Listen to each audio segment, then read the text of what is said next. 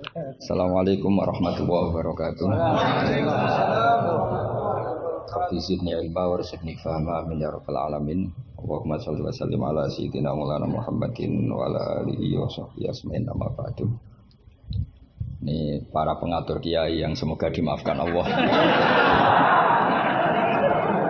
Karena ngatur kiai itu dosa gitu. Jadi kalau senang kiai itu wajib, tapi kalau ngatur kiai itu dosa. Jadi semoga ini dimaafkan sama Allah.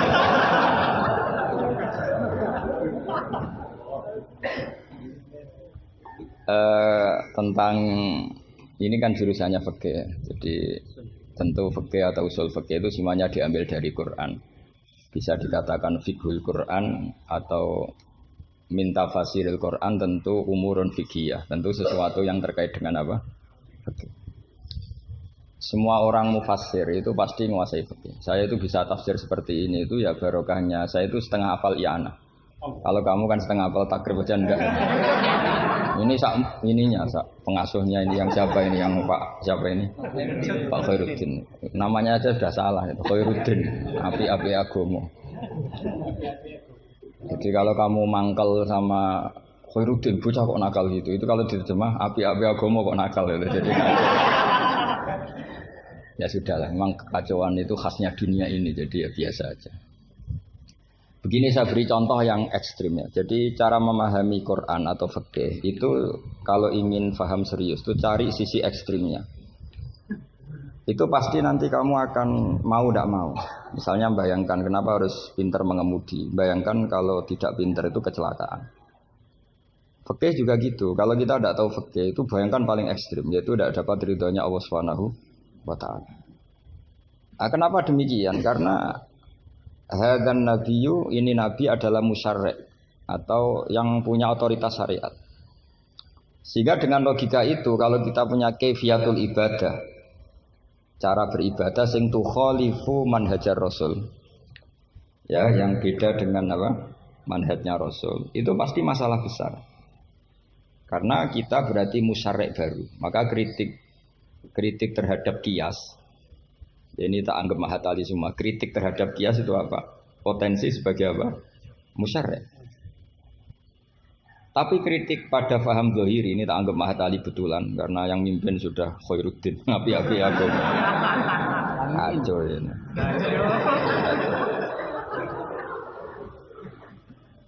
Jadi misalnya begini, sesuatu yang sama itu kadang berdasar riwayat itu ketentuannya beda. Misalnya kalau kita pakai urutan dosa akbarul kabair, satu itu al-isyrak billah, kedua adalah qatlul mu'min, ketiga adalah az-zina. Tapi kadang-kadang untuk mengisbatkan seseorang musyrik atau mengisbatkan seorang itu sebagai qatil, itu saksinya tidak sebanyak zina. Logikanya kan semakin akbar, semakin saksinya lebih banyak. Tapi kadang secara riwayat tidak. Sehingga apa yang dikatakan agama? Menurut ahli hadis, ad-din huwa riwayah. Kalau menurut ahli hadis, agama itu riwayat. Karena kalau kita melogika, takut kita sebagai musyarri', sebagai penentu lain atau rivalitas dari Nabi dalam membuat aturan apa? Syariat. Oposisi ya kira-kira. Sehingga beragama itu harus riwayat. Nah karena beragama harus riwayat itu, saya termasuk orang yang ngapalkan hadis banyak. Saya tuh hafalan saya hadis itu banyak sekali. Bukan karena ingin lulus ma'adali, itu sudah ada ikhlas kalau ingin S1 barang itu. Tapi ya gak apa-apa, gak ikhlas juga gak apa-apa. Semoga dimaafkan Allah.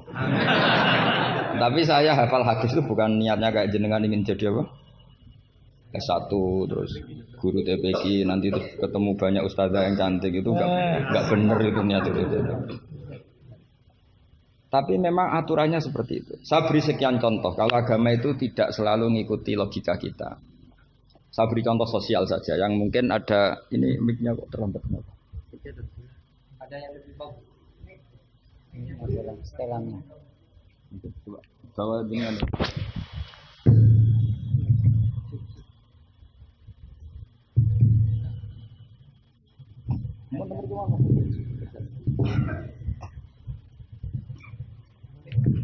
Please, cepet.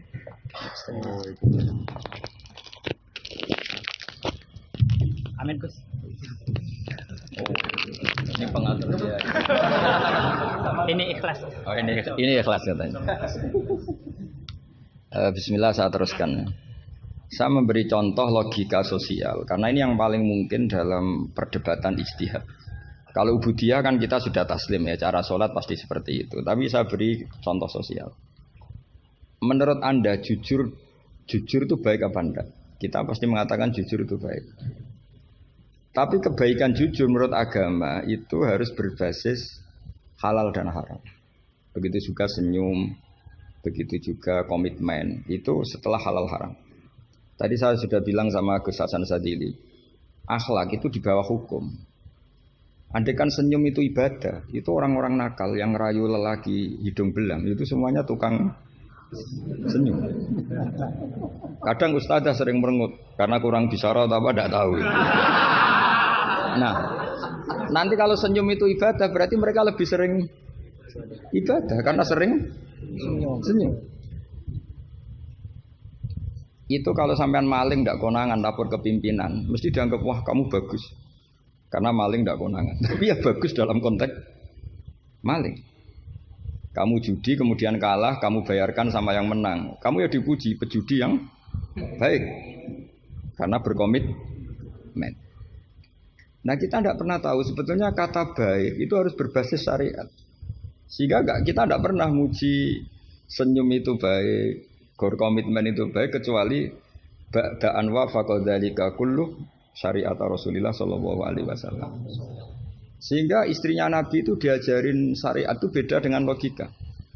Jadi kalau mbak-mbak ini yang cantik itu sering senyum sama Ustadz ini Pak Khairuddin itu haram.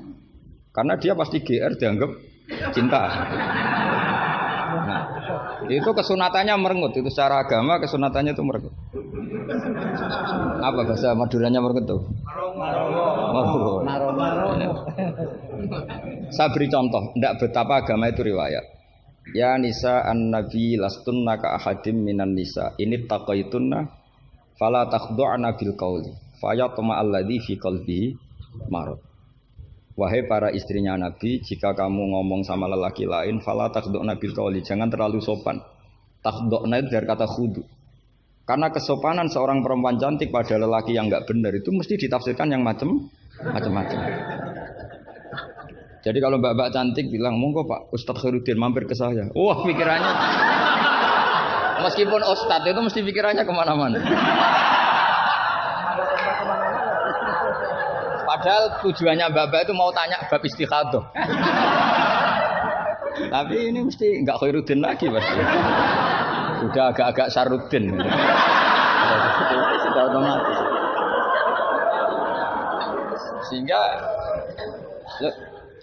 Sehingga aturan Quran jelas. Kebaikan khudu, kebaikan sopan itu harus ada ukurannya. Karena takutnya faya toma alladzi fi qalbihi marad. Orang yang hatinya sakit melihat senyumnya perempuan yang niatnya sopan sekalipun ditafsirnya yang macam-macam. Itu juga fiqhul Quran. Makanya basis kita adalah mengenali fikih itu halal haram dulu secara riwayat. Seorang lagi secara riwayat, jangan secara akal. Kalau selalu pakai akal, mungkin kita naif. Misalnya begini, ayam yang menurut misalnya pakar kesehatan dianggap terindikasi flu burung. Sementara bekecot yang menurut mazhab Syafi'i haram, kemudian malah ditetapkan sebagai makanan bergizi. Andai kan kamu jadi mufti yang mengikuti ilmu ahli gizi atau kedokteran misalnya. Kamu mengatakan apa coba? Terus kamu sok ahli usul fikih karena Mahatali baru masih seneng-senengnya dalil al-hukmu yaduru ma ilatihi wujudan masih amatiran masih. Wah ini bekecot ini illatul hukmi sudah naf'u ya, memberi manfaat. Yang sementara ayam itu doror karena apa? Mengandung apa? Flu burung. Wah berarti yang bekecot halal, yang ayam haram. Kalau kamu bilang gitu kan taqabbalallahu minna minkum. Bisa dicoret dari daftar dai. Kalau saya seperti yang dikatakan MC, saya tidak pernah takut suatu saat tercorak apa tidak pernah takut. Karena kita sudah biasa belajar ilmunya wali. Artinya belajar ilmunya wali ya nomor satu cari ridhonya Allah. Saya tidak pernah ingin terkenal. Dan kalau saya terkenal kok termasuk dosa yang menterkenalkan karena saya tidak pernah. Jadi fahisabuhum ya alaihim bukan alayya. Kalau Allah mau menghisab ya yang kurang penggawean itu. Ya kalau yang saya ngajikan itu baik, yang dapat pahala yang menerkenalkan itu. Karena mereka sudah tidak bisa dapat pahala lewat alimnya, ya sudah nge-share saja. Daripada niru alimnya berat ya sudah nge-share saja. Sehingga tadi saya sempat rembukan sama Gus Hasan Sadili. Kenapa Rasulullah itu ngendikan bu istul yutamima makarimul akhlak. Makarimul akhlak itu mutammimah, penyempurna. Tapi setelah basis halal haram. Tanpa itu nggak bisa ada makarimul akhlak. Apa artinya senyum sebagai makarimul akhlak dilakukan fasikoh yang menggoda lelaki. Coba lembaga-lembaga rentenir itu yang cantik-cantik itu tukang senyum enggak? Tapi yang mulang di masjid ngobrai santri jamaah merengut. Berarti hadal ustad merengut. Padahal kata Nabi konsen senyum. Ini lembaga rentenir senyum. Terus pahalanya banyak mana? Maka ukurannya adalah halal haram itu dikawal dulu. Baru setelah sesuatu itu halal, baru senyum itu sunnah. Ya, tapi kalau halalnya saja tidak kena, misalnya perempuan penggoda, perempuan nakal, terus senyum, ya tetap tidak ibadah, kan basisnya dari haram. Gak senyumnya MC ini, kan basisnya sudah ngatur dia itu haram. Itu haram. Jadi harus istighfar itu. Karena basisnya ngatur dia. Coba kiai kok diatur, jenengan harus ngisi jam sekian Gus. Ngatur orang tua dia itu nggak boleh. Nggak ada dalam akhlak apa taklim mutalim kiai boleh apa? Diatur nggak ada. Makanya ini sebagai percontohan. Saya tahu anak-anak di sini ingin ngatur saya habis Isya. Tapi supaya kamu dosanya tidak kebanyakan. karena ngatur kiai. Nah, saya minta ngaji sekarang. Ternyata sampean nurut. Semoga ini kafarah.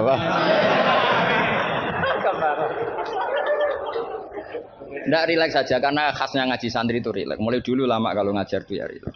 Saya masih ingat jawabannya Mbah Mun. Aku itu sering dikritik orang. Kata Mbah Mun, saya sering dikritik orang kalau ngaji itu guyon. Kamu tahu kan Syekhina Kiai Mbah Mun kalau ngaji kan sering guyon. Banyak kiai khusyuk yang kritik saya. Kiai kok kalau ngaji guyon. Kata Mbah Mun gini, yang nggak bisa guyon itu karena ilmunya pas-pasan. Jadi melihat kitab itu sudah meruntus itu, sudah grogi.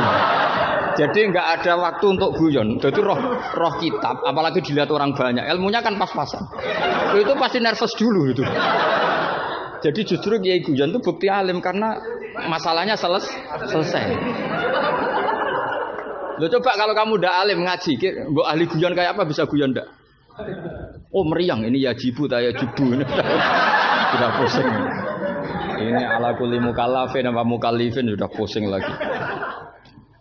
Lama-lama tadi, faman mau kote sapane wong saroko nyolong sapa man albedo tak ing anduk. Sampai muridnya bingung. Pak, saya punya anak endok. Karena ejaan Latin itu kalau tulisan pegon itu anduk sama endok itu sama. Dia bacanya albedo itu bukan endok tapi apa? Anduk. Terus kata kiainya karena agak mau kalah. Kan sama, nyuri telur ya haram, nyuri anduk ya haram. karena nggak mau kalah ya. Karena temanya mencuri apa? Mencuri endok sama anduk kan sama-sama haram. Yang repot walillahi mulkus samawati wal ardi, Allah punya langit wal ardi lan bom. Karena dia bumi, dia bacanya bom. Ketika diprotes ya sama. Langit dan bom kan ya sama milik Allah. Wah ya repot. Ada orang seperti itu. Jadi untuk mengkaji fiqhul Quran itu pastikan status halal haramnya dulu. Tanpa itu basis makarimul akhlak tidak bisa. Seperti tadi, kesunatan senyum bagi seorang perempuan itu harus berbasis halal pada orang yang halal. Kalau ndak ya tadi fala takhdu'ana bil qauli fayatma alladzi fi qalbihi marad. Kalau istrinya Nabi saja punya aturan nggak boleh senyum-senyum baik-baik sama lelaki yang nggak jelas-jelas begitu, apalagi yang nggak istrinya. Itu sudah tak tafsirkan. Dia tadi mbak-mbak yang senyum pada Ustadz Khairuddin mau tanya istikhadah, tapi mesti GR-nya ini. Wah berarti seneng saya. Itu kan parah. Itu fayat ma'alladzi fi qalbihi marad. Kalau marodonya santri paling banter ingin dinikah. Kalau marodonya orang nakal, kan lebih dari itu keinginannya itu. Nah makanya ngaji fikih itu harus minimal itu ya mu'in, i'anah itu setengah hafal. Kenapa saya syaratkan setengah hafal? Kata ulama-ulama, belajar ilmu itu gampang. Kata beliau-beliau itu at-ta'ahul lil torfi, ya, belajar sebagian tapi sampai ta'ahul, sampai ahli betul. Semal ihtidak bibagihi. Kemudian dari kamu ahli itu pola-polanya akan kamu ketahui. Karena ilmu itu mesti polanya sama.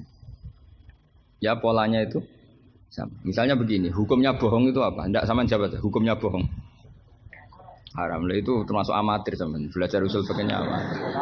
Keliru. Kalau kamu jawab bohong itu ada yang wajib. Ada perempuan mau diperkosa sama orang fasik, lari sembunyi di rumah kamu. Terus orang fasik tadi tanya ke kamu, apa ada perempuan ke sini? Kamu wajib bohong atau wajib jujur? Wajib bohong. Makanya ini salah asuh ini mesti dulunya. Maka kalau dalam analisis usul fikih, al-kitsbu ya'tarihil ahkam al-khamsah. Dalam bohong pun ada ahkam al-khamsah. Dan itu Nabi sudah memberi isyarat. Tidak termasuk bohong orang yang mendamaikan dua kelompok. Ada sekian contoh yang bohong itu enggak dihitung dosa. Makanya hadad din ini butuh riwayat. Kalau menurut logika bohong itu haram. Tapi misalnya ada seseorang fasikoh, misalnya lonte nakal. Janjian sama hidung belang. Malam ini tak booking, kamu tak bayar. Itu wajib nepati apa wajib ingkar itu, Pak? Kalau kamu bilang nepati janji itu wajib, berarti ini wajib. Maka saya bilang tadi saya bukan sama Gus Sadeli. Coba ajarkan bahwa baiknya nepati janji, baiknya senyum itu harus berbasis halal dulu. Kalau senyum yang melakukan perayu fasiko, ya jadinya haram. Nepati janji yang melakukan fasiko ya jadinya haram karena janjian untuk melakukan perzinahan misalnya. Nah ini kamu harusnya fikihnya Mahatali harus seperti itu. Jangan nurut Pak Khairuddin ini amatir. Masalah. Masa kenal saya baru ini sudah ngatur. Ini harus sepakat yang ngatur kiai itu dosa. Wong guru saya aja jarang ngatur saya kok orang lain ngatur. Itu Mbah Mun kalau nimbali saya mesti bahak takoki nak pas nganggur konrene. Ini ndak ngundang tanggalnya, jamnya diatur. Semoga Allah mengampuni.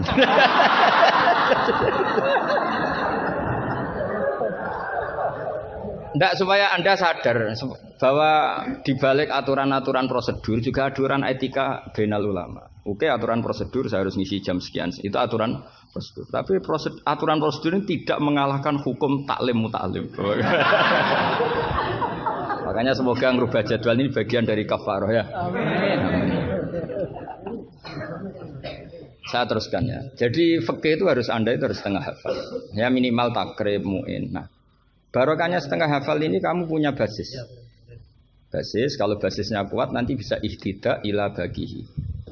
Misalnya begini, kalau kamu maknani qasrus sholat itu apa? Coba, tidak jawab saja. Meskipun amatir jawab saja. Qasrus sholat. Apa gurunya yang kita tanya? Nanti kalau nggak tahu malu kan?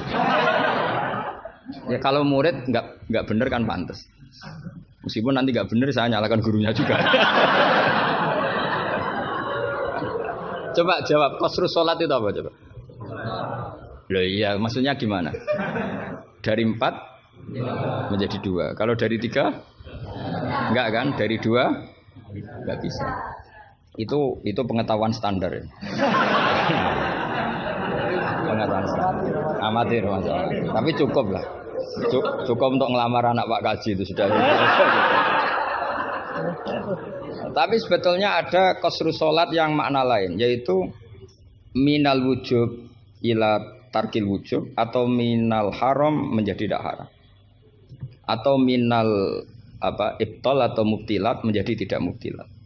Karena ayat itu turun ketika perang.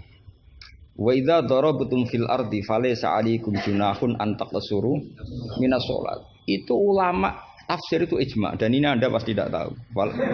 Karena gurunya aja belum tahu ini. Itu sebetulnya ayat itu bukan turun tentang rubaiyah menjadi sunaiyah. Tapi tentang hamlud dam fi shalat itu enggak boleh. Tapi gara-gara perang menjadi boleh. Bergerak salah suharokatin mutawaliyatin normalnya enggak boleh, gara-gara perang menjadi boleh. Maka di situ maknanya qasrus salat adalah minal wujub menjadi tidak wujub, minal ibtal menjadi tidak ibtal. Tapi kan kita kan dari dulu belajarnya amatiran gini. Jadi ya sudah qasrus salat pokoknya papat jadi 2. Itu sudah pinter, sudah pinter. Makanya di antara terusannya ayat itu kamu harus membawa pedang. Karena padahal membawa pedang ini kadang mulat toh bidam, pedang ini penuh dengan darah. Jadi antak suruh minas sholat tentu makna pokoknya seperti tadi 4 menjadi 2. Tapi ada makna yang justru dibawa oleh sejarah ayat itu sendiri, yaitu normalnya orang sholat tidak bawa darah tapi ditoleransi saat perang. Enggak boleh gerak, ditoleransi saat perang. Misalnya sholat, istiqbalul kiblat wajib enggak? Wajib. Tapi fi syiddatil khaufi wajib enggak? Enggak. Nah, itu ya qasru sholat namanya. Jadi qasru maknanya mencendak, memperpendek dari syarat misalnya 100 atau 10 menjadi tinggal 4. Jadi qasru itu misalnya syara itu sihati sholat 10 gara-gara syiddatul khauf menjadi 4. La minas asroh ilal arba'ah ini juga qasru. Paham tak ya? Enggak, kalau ilmu yang kelas tinggi nerangkan ustadznya. Nanti muridnya tanya ustadz. Jadi artinya apa? Kamu bisa memahami gitu tuh kalau mutabakhir bil arabiyah. Karena dari awal maknanya qasru itu nyendak. Nyendak itu bisa tadi dari syarat 10 menjadi 4. Itu juga qasru. Coba dalam sholat siddatil khaufi yang dikurting berapa coba? Yang didiskon. Bisa gerak lebih dari 3 kali. Boleh hamlun najasah yaitu hamlut dam. Boleh tidak istiqbalul kiblat. Bahkan mungkin boleh ngomong dengan kadar yang penting untuk keselamatan orang Islam. Misalnya ada orang Abu Jahal mau bunuh Ustaz Khairuddin, kan bahaya bagi agama ini. Kalau Khairuddinnya meninggal. Terus kamu bilang, "Ya Ustaz," memperingatkan dia supaya tidak dibunuh. Nah, kalam seperti ini juga tidak membatalkan sholat. Karena tidak dianggap ajnabi. Meskipun ini sangat mufhim, bukan sekedar karena beberapa kalimat. Nah seperti ini itu namanya juga qasrus sholat. Tapi kita kadang-kadang terjebak. Qasrus sholat itu maknanya ya dari rubaiyah menjadi sunahnya. Tapi kalau kamu nanti ngaji tafsir, ya maksudnya yang sekelas ini ya jangan hanya tafsir Jalalain, itu enggak ada. Nanti kamu protes, Gus Pak sudah tak cari di Jalalain enggak ada. Ya mesti enggak ada. Ya minimal ya tafsir yang 10 jilid. Yang belinya saja sudah susah apalagi bacanya.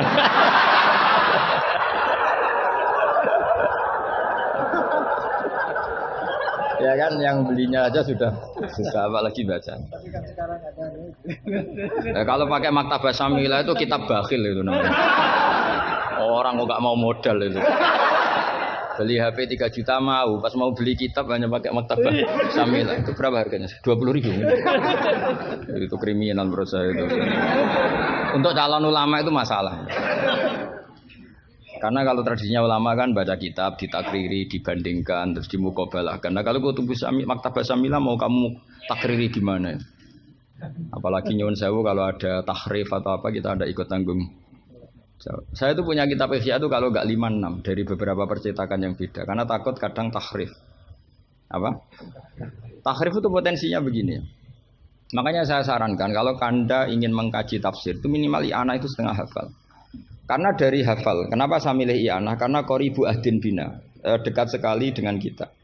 Misalnya sanad saya, misalnya saya Mbah Mun, Mbah Karim, Mbah Hashim pernah ngaji Syekh Mahfud Termas ngaji Sayyid Abi Bakar Sato, Sahibul i'anah. Kalau saya sanad dari keluarga saya, malah mbah saya kandung, itu pernah ketemu sama Sayyid Abi Bakar Sato, pernah ngaji. Kalau sanad guru memang saya harus muter sampai 5. Di sebelah kiri juga sama. Mbahnya istri saya namanya Mbah Murtado sama mbahnya Mas Kamil itu pernah ngaji Sayyid Abi Bakar Sato. Sama saya tak cerita. Misalnya begini, ada kitab itu membuang la, dengarin ya, membuang la. Itu kalau Anda yang hanya belajar di Mahatali seperti ini, mungkin buang la itu aneh, karena la itu kata inti, tidak itu kan kata inti. Tapi di orang Arab, buang la itu biasa. Jika tafsir Jalalain selalu mengatakan la uqsimu bihadzal balad, la uqsimu biyaumil qiyamah, la zaidatun, la difonis ya zaidah. Wong la itu maknanya tidak kok dikatakan zaidah. Karena memang dalam muhawaratul Arab atau muhaddatsatul Arab, mereka bilang la wawa. Orang Arab itu kalau bilang wawa itu enggak marem kalau tidak dimuqaddimai la wawa. Sehingga la difonis zaidah. Tapi problem dikatakan zaidah begini, apa betul iya? Karena kebalikannya juga ada. La itu ada tapi di lafaz tidak ada. Maksudnya di lafaz tidak tertera. Misalnya wa'alal ladzina yutiqunahu fidyatun ta'amu miskin. Coba kalau kamu maknani tanpa la. Orang yang mampu puasa pun enggak maknani tanpa la. Makanya tadi mukadimah saya kan kalau ingin belajar ilmu cari sisi ekstrimnya. Misalnya kalau kamu kangkang itu jelek, bayangkan kalau untuk cah jelek, tahu-tahu anak kamu jelek banget gitu. Itu kan cari sisi ekstrimnya. Itu kan tahu-tahu anak kamu nyesal punya bapak dan ibu kamu. Karena sekali pesek keriting, bojomu ya pesek keriting, terus anakmu kayak orang Afrika. Nak lanang rapo terus wedok. Itu kan kamu ikut dosa. Karena membuat generasi yang enggak laku rabi gara-gara salah. Ikut dosa. Makanya sebetulnya kalau nuruti logika cawe wedok untuk cah lanang elek agak sunat karena nolong merubah. Agak sunat sebenarnya. Tapi bisa saja cowoknya ini yang haram karena memperburuk. Karena biasanya kalau yang sahabatnya besar itu yang jadi. Karena yang wedok cantik, yang lanang jelek kan yang semangat yang lanang. Biasanya anaknya mirip bapaknya. Nah, itu masalah kan enggak. Itu kalau nuruti fikih itu logika. Tapi fikih kan enggak logika juga apa? Riwayat. Saya teruskan ya. Kalau Anda tahu di fikih yang boleh fidyah itu kan az-zamin orang yang lumpuh atau as-syekh. As-syekh sing marot sing la yurja buruhu. Saya ulang lagi, kalau kita ngelotok fikih yang boleh bayar fidyah itu siapa? Orang yang sudah lumpuh atau syekh orang tua yang enggak mungkin sembuh lagi, maka dia dianggap enggak mampu puasa diganti fidyah. Karena ada kepastian fikih demikian sehingga ketika kita baca ayat wa'alal ladzina yutiqunahu tetap kita baca la yutiqunahu. Kenapa kita tahu itu? Karena basis fikih kita cukup. Meskipun tidak ada la tapi basis kita mengarah ke la. Berarti yang menentukan kamu alim itu basis fikih apa basis lughat? Basis fikih. Kebetulan secara lughat disahkan. Apa bukti disahkan secara lughat? Ada kalimat biasa yang tidak ahkam syariah tapi buang la. Tawahi tafta'u tazkuru Yusuf ela tafta'u tazkuru Yusuf. Ketika Nabi Yakub sampai setengah buta, kata anak-anaknya, sudahlah bah kamu itu terlalu selalu eling ingat Yusuf. Tawahi tafta'u ela tafta'u artinya ada membuanglah di dialog-dialog biasa. Kalau dalam dialog biasa bisa dibuang, maka dalam hukum juga bisa dibuang kayak wa'alal ladzina yutiqunahu fidyatun ta'am miskin ela yutiqunahu. Ada lagi contoh yang mesti membuang lah. Ini mujma'alah pasti. Maksudnya secara makna pasti mujma'alah. Mungkin ada yang mengkaji fikul Quran. Ada ayat di bab kalalah itu yastaftuna qulillahu yuftikum fil kalalah ini mruun halaka laisa lahu waladu wa lahu ukhtun falaha nisuma tarok sampai saat terusnya terus ditutup apa yubayyinu wallahu lakum an tadillu. Coba maknani tampallah. Oh sesat semua. Cara sekretaris tadi sudah di X semua. Coba kalau maknanya tambah lah. Yubayinu nerangaken sapa Allah memberi penjelasan antandilu supaya kamu sesat. Betapa bodohnya kita. Itu jelas menyimpan la dan mujma'alah enggak mungkin kamu maknanya tambah la. Karena kalau tambah la maknanya Allah memberi penjelasan agar kamu sesat. Itu mbok guru paling goblok pun tidak akan segoblok itu gitu. Akhirnya tafsir Jalalain ya urun, biasanya urun itu urun rembuk. An sama ta terus dikasih la ya, biasanya tafsir Jalalain kan gitu. An terus dipotong ditambahi la. La ini di luar kurung karena enggak Quran, yang dalam kurung Qurannya terus la itu urunnya Imam Suyuti atau tafsir Jalalain. Pasti maknanya musma'aleh membuang la. Nah, kalau ada yang tidak membuang la pasti punya solusi lain yang maknanya sama. Misalnya gini. Kalau kamu belajar nahwu, Saya ulang lagi, kalau kamu belajar nahwu alfiyah lah. Saya tuh alfiyah juga sarahnya itu setengah hafal karena saya butuh paham. Ya butuh paham. Kamu milih mana buang la sama buang mudhof? Populer mana di nahwu? Ulama nahwu ada yang milih lebih populer buang mudhof. Misalnya was'alil qaryah was'al ahlal qaryah. Ya misalnya gitu. Nah makanya ulama daripada buang la itu gak pati lughatun ma'rufah, gak pati begitu dikenal, milih buang mudhof. Artinya terus bilang gini, yubayyinu wa lakum karahiyata antadillu. Allah memberi penjelasan karena Allah tidak suka kalau kamu sesat. Terus karohiyah dibuang. Nah ini kan urusan makna, urusan pilihan lughat, tapi semuanya sepakat maknanya harus seperti itu. Tapi ada yang milih buang la, ada yang milih buang mudhof. Lah kira-kira secara rasa nahwu kamu milih mana coba? Wong kowe ram lagi saiki kok milih. Tapi tetap kita tahu, nggak mungkin yang dimaksud Allah memberi penjelasan agar kamu sesat. Kalau menurut saya pribadi suka buang mudhof karena lebih familiar. Memang buang mudhof di bahasa Arab itu familiar. Bukti paling gampang itu di bab taukid. Di bab taukid kalau kamu ngaji nahwu bab taukid. Ja'a zaitun nafsuhu apa? Ja'a zaitun nafsuhu atau ja'a zaitun ainuru. Itu semua ahli nahwu mesti bilang begini. Yang ahli loh ya, enggak sampean, yang ahli nahwu pasti bilang begini. Taukid itu dipentingkan untuk memastikan hadal kalam la yahtamilu mudhofan. Bahwa kalam ini tidak terjadi pembuangan mudhof. Karena kalau dalam bahasa Arab ja'a zaitun bisa saja ja'a gulamu zaidin atau katibu zaidin atau tilmizu zaidin. Sampai butuh taukid itu saking seringnya di bahasa Arab itu ada buang mudhof, sehingga orang Arab kalau ingin memastikan Zaid sendiri yang datang harus ngomong ja'a zaitun nafsuhu. Karena kalau zaitun saja bisa artinya katibu zaidin atau gulamu zaidin. Berarti buang mudhof populer enggak? Populer sekali sampai ada bab taukid untuk menghilangkan kemungkinan itu. Saking seringnya, apa? Saking sering. Itu kalau kangkang sedang gaya itu kan wah saya rabi keluarga Ki Astad. Baru tanya, keluarga yang mana? Ponakannya apa cucunya? Enggak, candalem enggak. Karena gue gaya-gayanan kan harus ngomong seperti itu. Nah, sehingga dalam level ekstrim ilmu kalam atau ilmu tauhid, saya ulang lagi, saya mukadimahnya tetap sama ya. Cari sisi ekstrim dalam mengkaji satu ilmu, ya cari sisi ekstrim. Misalnya kalau kita tidak membuang mudhof, kamu bisa nggak maknani ini secara ilmu kalam atau ilmu tauhid. Wajah Rabbu kawal malaku soffan. Coba maknani tanpa buang mudhof. Kaya Allah kaya dirijen. Wajah alan teko sapa Rabbuka pangeran sira wal malaikatu lan wal malaku lan malaikat oleh teko soffan hale baris-baris. Jadi sok kiamat itu Allah berbaris. Kriminal enggak kalau dalam ilmu tauhid seperti itu? Kriminal kan karena di sini ada tasbihu wa bil khalqi, menyerupakan Allah dengan makhluk. Atau ayat yang lebih ekstrim lagi. Hal yang zuruna illa satruse illa ayatiyahumu wa fi dzulalim minal ghamam. Allah datang di segumpalan awan. Coba kalau maknani tanpa buang mudhof. Berarti kan ada takayuf membayangkan Allah itu kayak makhluk.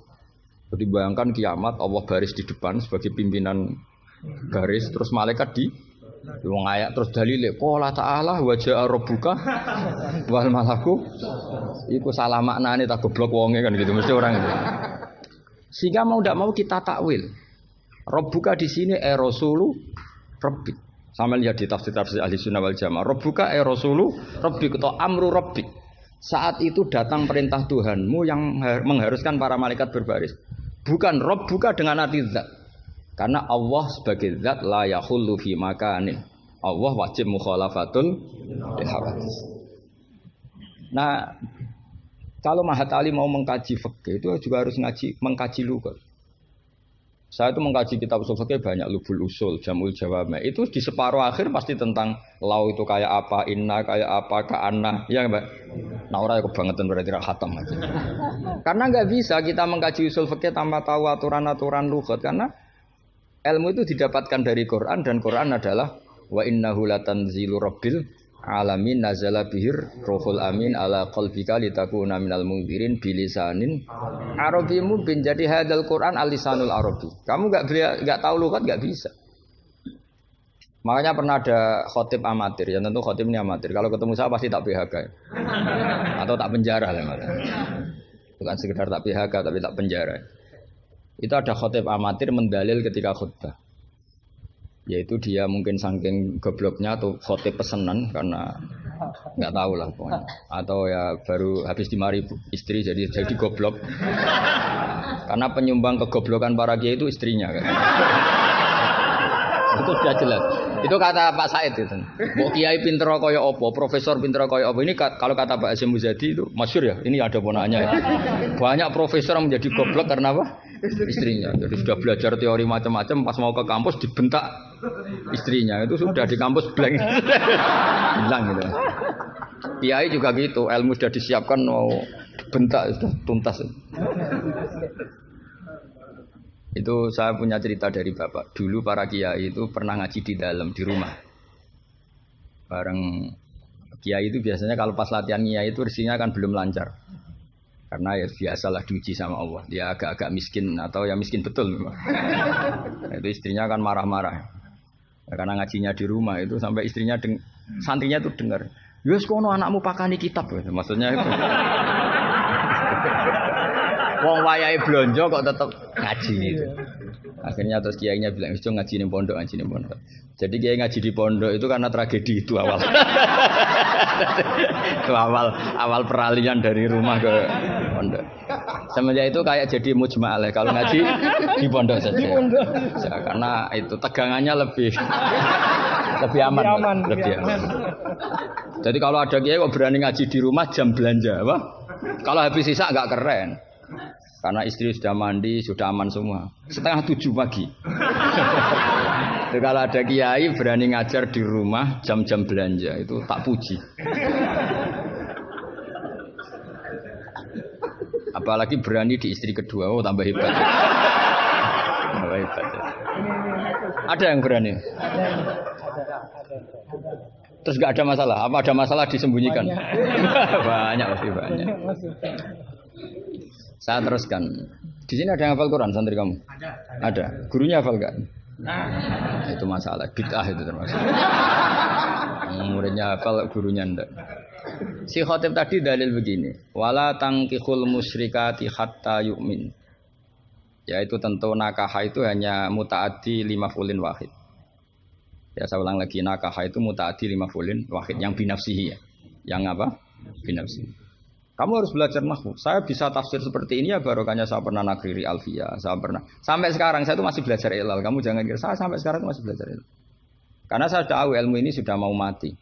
Karena yang Mahatali aja tidak mesti bisa, apalagi yang enggak. Padahal maknanya Mahatali itu apa? Kelas tinggi. Buat tinggi bingungnya, buat ilmunya ada tahu. Al-ali fitahayyur au fil apa ada tahu. Alinya kan kalau dalam ilmu balaghah kalau makmul dibuang itu umum, jadi nggak jelas al-alifi apa kan nggak jelas, karena makmulnya dibuang. Jadi ini bukan saya nggak jelas, memang secara ilmu balaghah gitu. Kalau makmul dibuang itu umum. Jadi harusnya sampean tanya, Pak ini ali apanya Pak? Ali ilmunya apa ali? Karena tadi kadang santri itu nggak berani boyong. Saya pernah punya cerita unik dari Mbah Mun. Kiai itu latihan, jadi kiai itu latihan. Kata Mbah Mun gini, saya itu pernah husnudzon sama santri yang kalau pereinan itu tidak pulang. Itu Mbah Mun anyaran kiai itu dipuji, wong pereinan kok tidak pulang, berarti capek, sergep itu. Tapi Mbah Mun itu betapa kecewanya ketika santri itu dipanggil, "Cung, pereinan kok tidak pulang kenapa?" Nak ning omah kan ngarit, Mbah.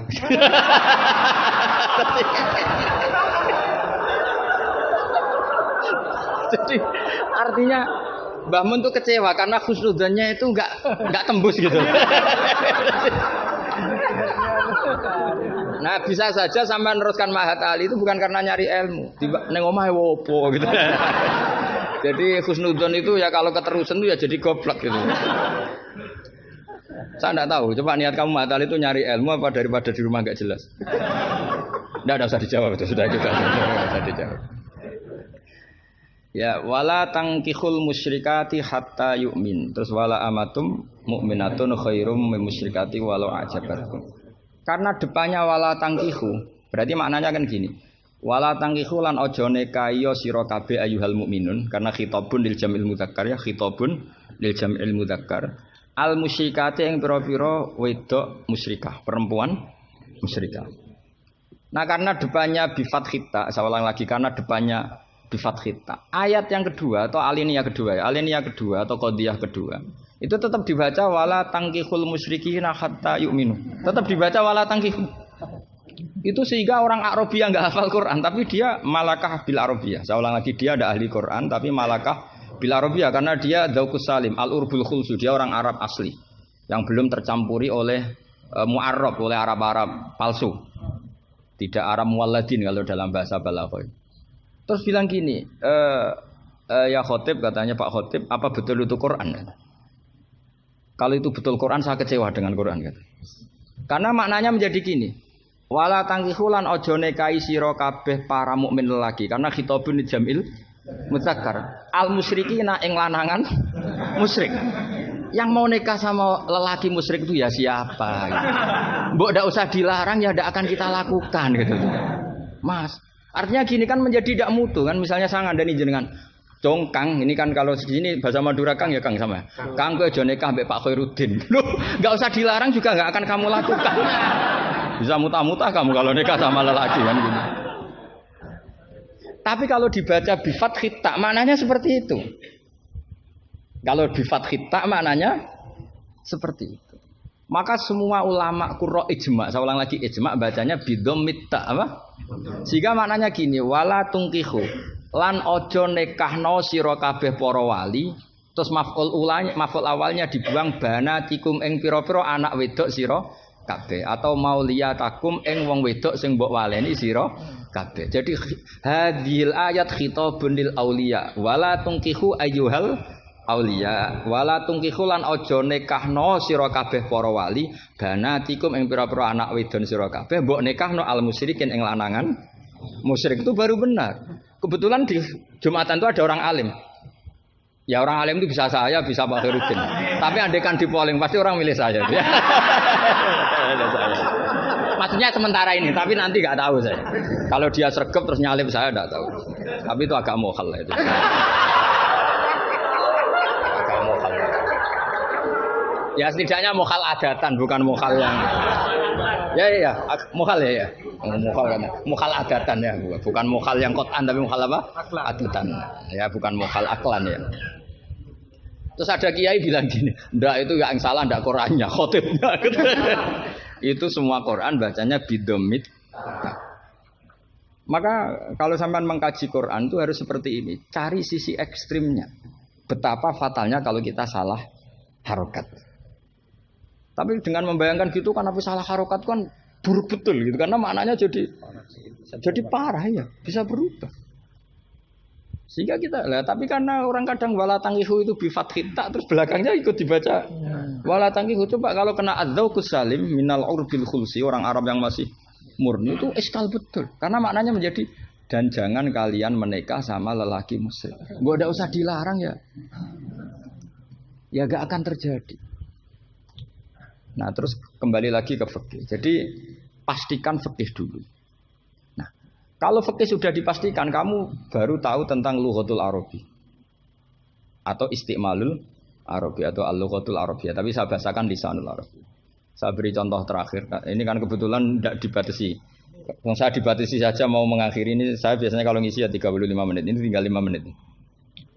Ini terserah ustadznya, ada sesi tanya apa enggak. Kalau ada sesi tanya, resikonya yang goblok kita goblokin. Itu resikonya. Kedua, gurunya rata tanggung jawab. Nganti takok ngenteni ngundang kiai.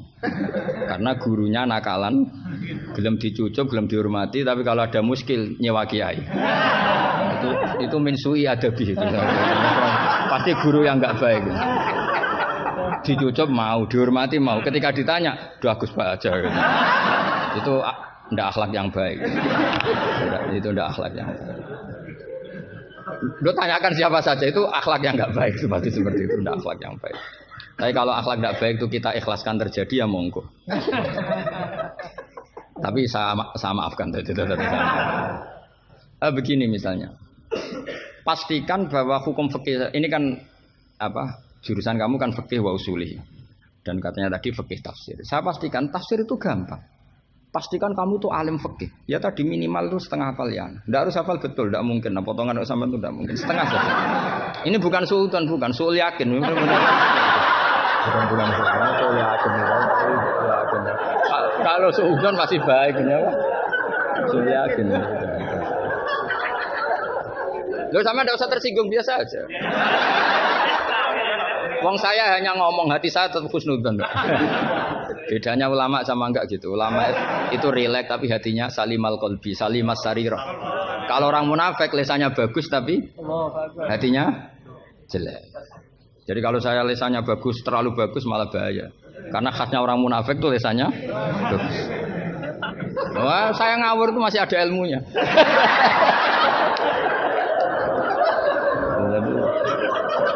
Saya ngawur sama kamu tidak ngawur itu masih benar saya ngawur.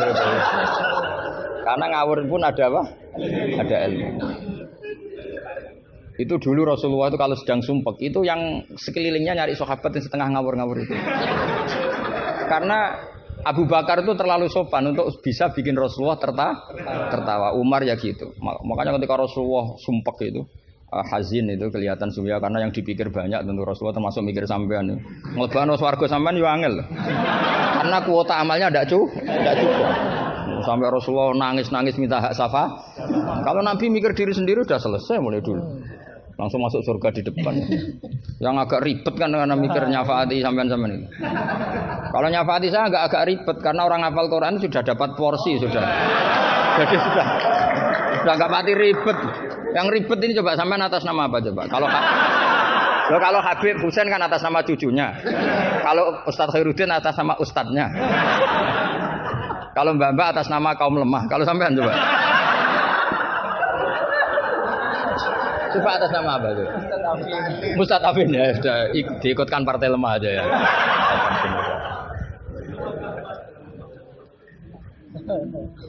Saya teruskan ya. Pastikan hukum itu secara fikih. Apa? Kalau secara fikih kamu sudah hafal, nanti menakwil Quran, takwil itu bisa maknanya tafsir, bisa maknanya tahmil. Nanti saya jelaskan. Itu pasti gampang. Misalnya begini. Muharramatun nikah itu ada berapa coba? Kan ada 7 yang bin nasab. Ya muharramat itu kan ada 3 sebetulnya. Muharramat bin nasab jumlahnya berapa? 7. Ada muharramat birodok jumlahnya juga 7. Ada muharramat bil musoharah karena bisanan. Ya karena apa? Terus yang terakhir ada haram min haisul jam'u tapi tidak min haisun nikah. Ya haram min haisul jam'u tapi tidak haram min haisun nikah. Kayak kamu nikah mbaknya otomatis nggak boleh nikahi adiknya selagi masih sah dengan mbaknya. Makanya nunggu mbaknya mati jadi urusannya. Itu kalau mbaknya mati betul nggak tahu saya itu. Semoga nggak karena apa-apa takdir. Tapi kalau adiknya cantik mbaknya jelek kok mati dulu. Itu kasat reserse bisa nyelidiki itu. Ya itu ya kita pastikan begitu dulu. Ya itu pastikan. Sehingga kamu hafal muharramat bin nasab kalau menurut bahasa Arab itu ada 7. Yaitu siapa? Ummahatukum khurimat alaikum ummahatukum wa banatukum wa akhwatukum wa ammatukum wa kholatukum wa banatul akhi. Jadi kalau orang Arab bilang itu 7, tapi kalau orang Jawa cukup 4 apa? 4 karena orang Jawa hanya ngitung ibu, putri, saudara, bulik hanya 4. Karena orang Jawa bulik dari bapak atau ibu namanya juga bulik. Kalau orang Arab bilang dari bapak ammah, dari ibu khola, maka menjadi 5. Orang Jawa hanya bilang keponakan apa?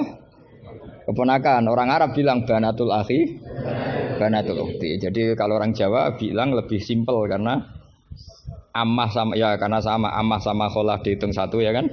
Bulik, ponakan dihitung 1. Sementara di Arab dihitung 2. Terus rodok, terus tadi musoharo. Terus min haisul jam'u. Kita ketika ngaji taktib, jam'u itu diteruskan. Tidak sah menjam'u baina mahromaini. Tidak diresaksikan bainal ukhtaini, tapi baina mahromaini. Tidak boleh menikahi perempuan yang ada hubungan mahram. Pengandaiannya gimana? Imro'atani sing lau furidot ikhdahuma dzakaron tidak boleh nikah. Jadi yang dikatakan 2 mahram apa? 2 perempuan yang andekan salah satunya lelaki tetap haram nikah. Berarti misalnya apa? Mbak sama adik, andaikan salah satu lelaki kan nggak boleh nikah. Keponakan sama bule, andaikan sang satu lelaki kan nggak boleh nikah. Perempuan dengan mbahnya, andaikan salah satu lelaki kan nggak boleh nikah. Nah, tapi Quran hanya ngendikan wa antasma'u bainal ukhtaini illa maqad salam. Tidak boleh mengumpulkan dua saudara. Andai kan Anda terjebak tekstualistik, maka Anda hanya mengharamkan jam'u bainal ukhtain. Dan itu bahaya betul cara fikih, kriminal besar. Karena kamu berarti menghalalkan orang menikahi perempuan berbarengan dengan bulenya. Kadang kan bulenya juga masih cantik. Ya, atau misalnya yang kamu nikahi umur 17, 18, bulenya umur 30. Terus cantik bulenya. Terus bulenya sekalian gitu. Atau nikahi bulenya terus ponakannya cantik.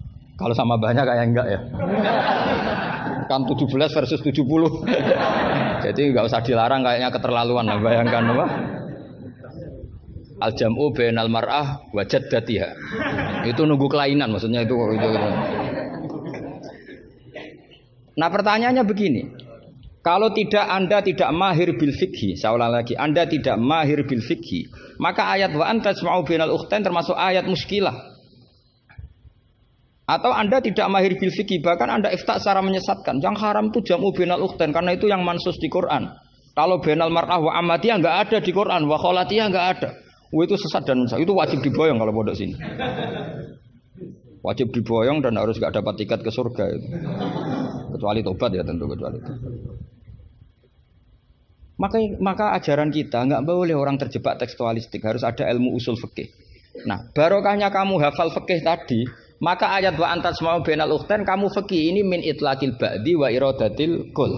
Jadi ketika Allah mengatakan ukhtain adalah melafatkan ba'dun min afrodil muharramat tapi wa iradatil kul. Jadi ukhtain bukan dengan makna dua bersaudara tapi fardun min afrodil jam'i bainal muharramat. Dong ya. Ya sudah. Jadi coba, artinya kamu bisa maknani itu karena kemahiran dalam fikih, sehingga tidak terjebak bainal ukhtain. Makanya zaman Nabi Sugeng itu sudah menambahkan wala bainal mar'ati wa ammatiha, wala bainal mar'ati wa kholatiha. Tapi Nabi memang enggak menambahkan wa jaddatiha. Karena Nabi tadi itu tahulah kalau itu hanya orang enggak waras yang bayangkan. Kan enggak usah dilarang juga pasti orang enggak akan melakukan itu. Kan misalnya yang kamu nikah kan rata-rata umur 20, mbahnya umur berapa coba? Ya sudah 70 kan? Enggak usah dilarang juga agak kebayang kan? Ya nunggu gak waras dulu kalau sampai kepikiran nikah ibahnya juga itu. Jangan mukallaf ini katanya. Nah, jadi saya ulang lagi ya, kalau kamu ingin mengkaji apa? Tafsir ya, pastikan fikih itu ngelotok andori kolbi.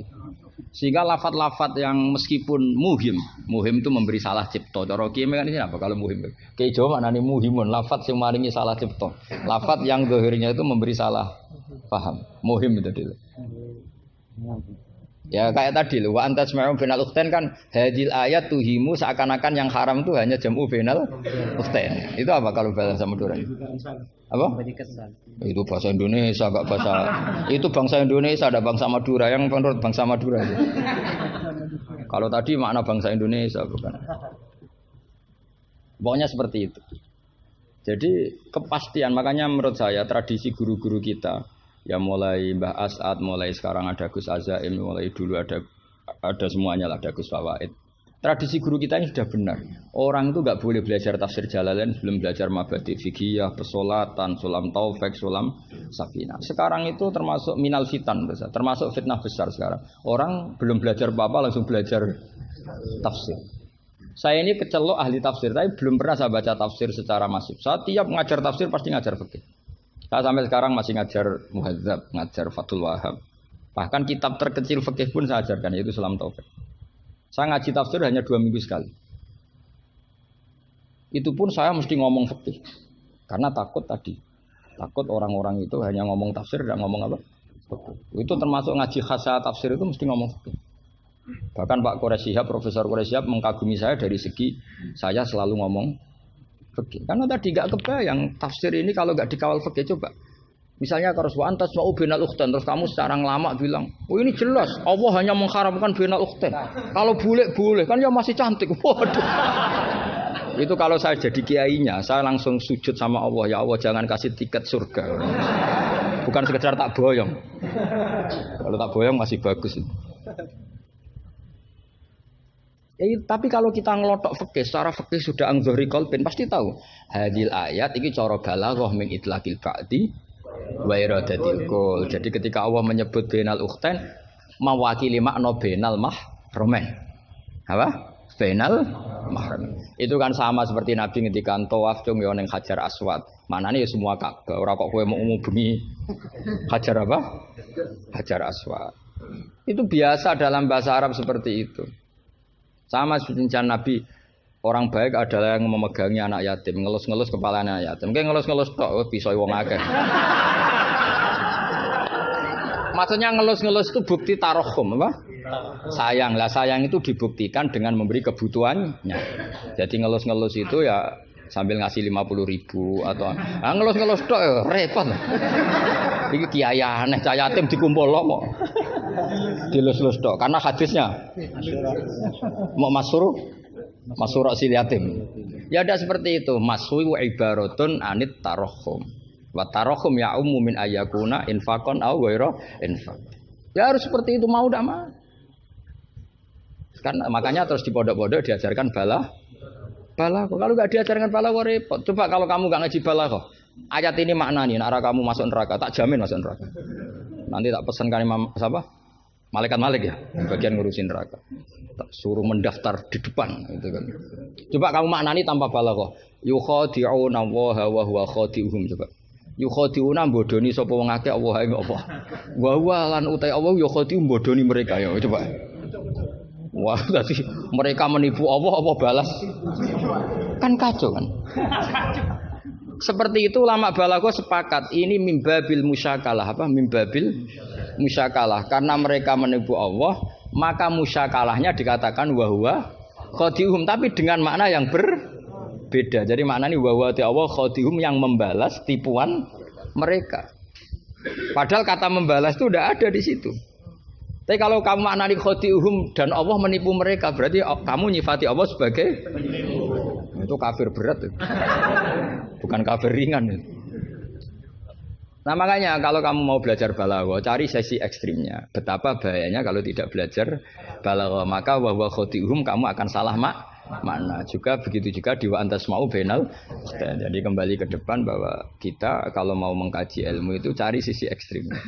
Supaya kamu tahu betapa bahayanya kalau tidak menguasai ilmu itu. Pasti apa fasuilu fa'aftu bi ghairi ilmin fadallu wa adallu. Ya sekian assalamualaikum warahmatullahi wabarakatuh.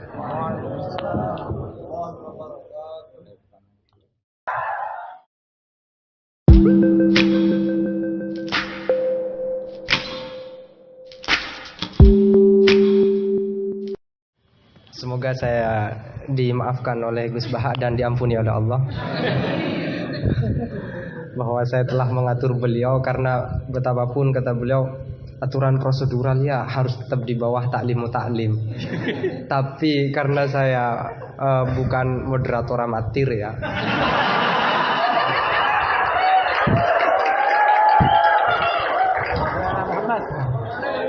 Jadi karena bukan moderator amatir saya pakai yang satunya bahwa akhlak itu harus di bawah hukum. Dan dalam konteks musyawarah ya moderator adalah kekuasaan tertinggi.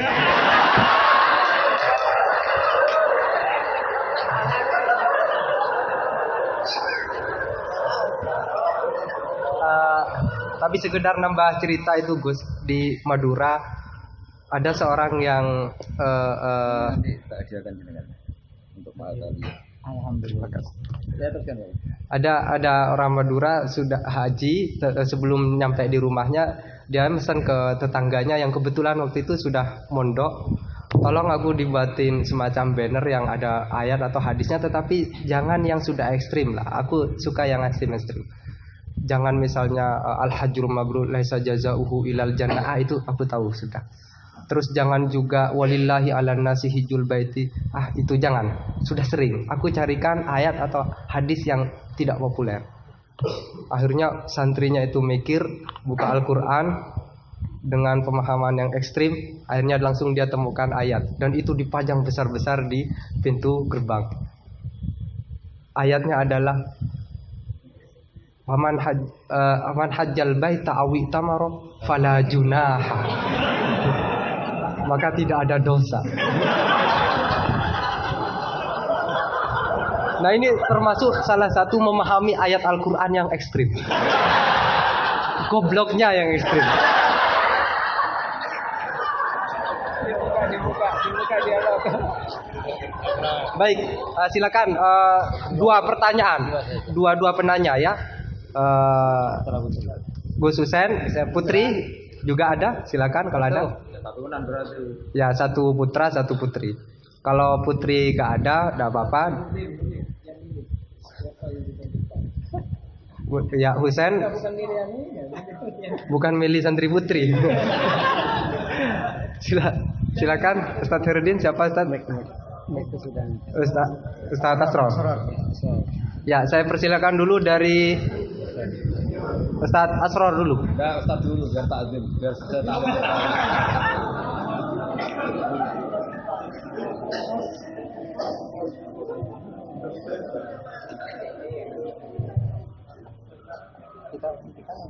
Assalamualaikum warahmatullahi wabarakatuh. Yang kami hormati Pihak Haji Sudah paling. Saya termasuk muhibin beliau. Saya sering mengikuti kajian-kajian jenengan di YouTube. Saya pernah dengar begini. Jadi ketika beliau mengutip di Syajaratul Ma'arif, waktu beliau mengisi di Dirbola kalau tidak keliru, kemudian saya langsung cari PDF-nya Syajaratul Ma'arif karena memang selain sulit bacanya, sulit bacanya.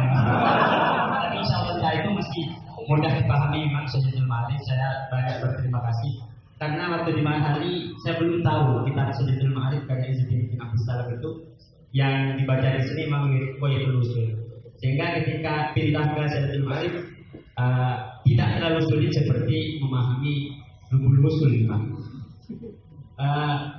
Beliau salah satunya adalah ayat yang dibaca Ustaz Wahid tadi itu, Faman hajjal baita aw i'tamara fala junaha alaihim, itu kemudian disimpulkan bahwa jangan sampai Enggak, bahasa Arab saja biar kelihatan halus. oh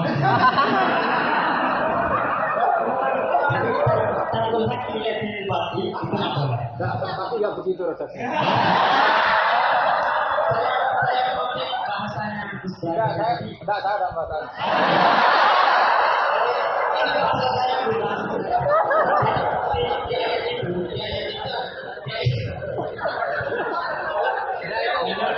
Kalau di depan setelah itu semua ilmu jadi luntur.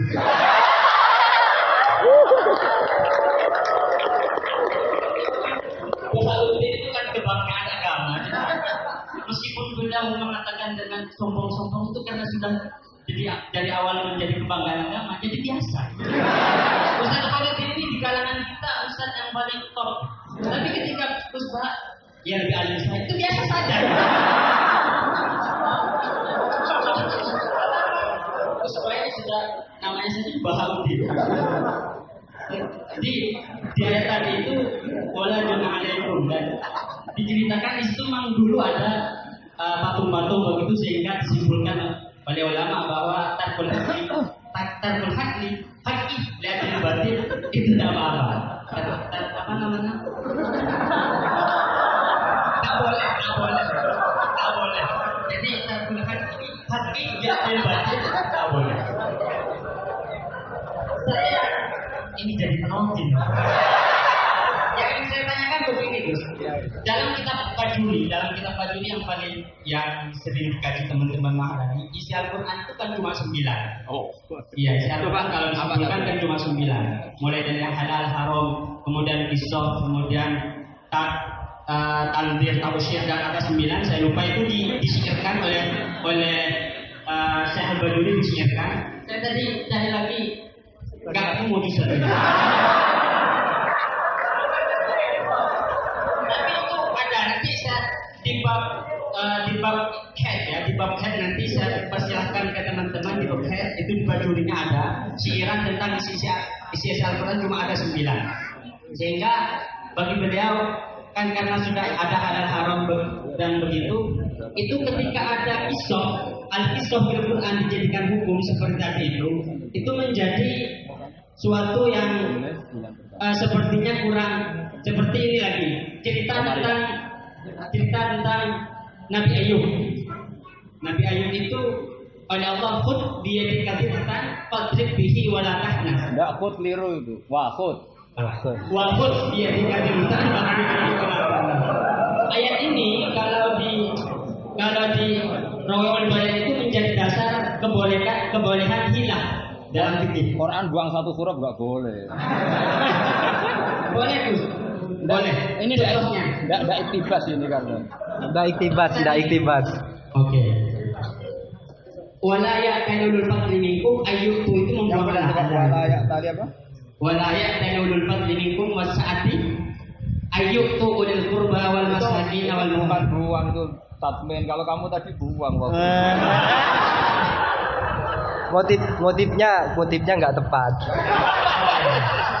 Beda ya? Beda katanya beda. Jadi saya menjadi tidak ada apa-apanya. Tapi itu saya lagi pertanyaan saja biar Iya. tidak tambah dibully saya. Di sini dibully. Pertanyaan saya begini. Yang pertama, kisahul Quran seperti kisah Nabi Ayub itu kemudian oleh ulama dijadikan dasar sebagai jawazul hiyal, jadi boleh hilah begitu. Karena Nabi Ayub itu bersumpah untuk memukul istrinya sebanyak 100 kali ketika beliau sudah sembuh, dan tapi oleh Allah kemudian diperintah wahud biar kita cukup pukul pakai rumput saja sebanyak 100 kalau di Rawaiul Bayan. Nah ini kemudian jadi dasar bahwa hilah itu boleh dalam Rawaiul Bayan. Ini yang pertama, itu kan kisah kemudian jadi hukum. Padahal isi Al-Quran sudah dibagi-bagi jadi halal, haram, tanzir, tabsyir, kisah dan semacamnya itu. Kemudian yang kedua, Banyak betul. Cukup. itu pertanyaan, sudah ya. Cukup. Udah di situ aja kok kamu lari tinggal. Saya kalau di sini nggak bisa melihat wajahnya Gus Bang. Saya mau di belakang saja di kursi. Ya, memang harus jauh ya biar tidak terlalu takut. Buniannya nggak terlalu langsung. Tapi ya kepada penanya kedua, saran saya adalah tolong menggunakan bahasa yang singkat. Terus yang kedua juga jangan takut dengan kata-kata intimidasi dari Gus Baha ya. Karena menurut Dale Carnegie itu narasumber yang baik adalah yang mengintimidasi audiennya. Itu adalah salah satu ciri narasumber yang baik. Dale Carnegie mengatakan begitu. Husnuzon saya beliau mungkin baca Dale Carnegie. Tapi kalau beliau tahu Dale Carnegie ya.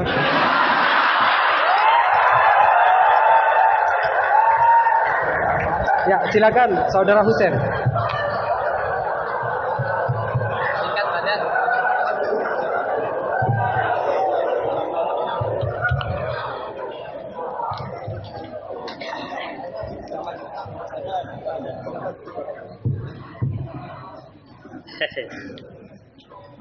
Assalamualaikum warahmatullahi wabarakatuh. Nama saya Ahmad Husen dan siap dikatakan goblok karena bertanya. Gus Baha ini berapa bulan yang lalu diangkat sebagai Rois Syuriah PBNU dan itu tidak melalui proses kaderisasi, melalui ranting, MWC dan seterusnya.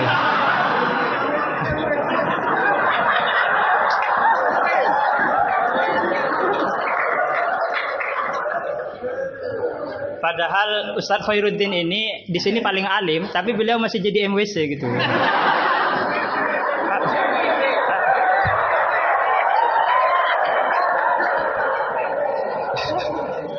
Ya, terima kasih.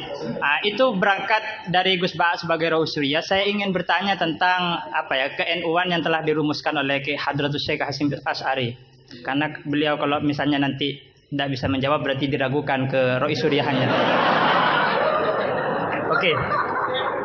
Di dalam risalah atau konon asasi Jam'iyah Nahdlatul Ulama disebutkan bahwa secara keagamaan NU menggunakan sistem bermazhab atau mazhub.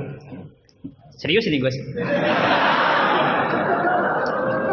Yang pertama dalam akidah, terus fikih dan tasawuf. Nah, dalam fikih misalnya NU menganut Abu Hanifah, terus Malik bin Anas, Muhammad bin Idris Asy-Syafi'i yang lahir tahun 154.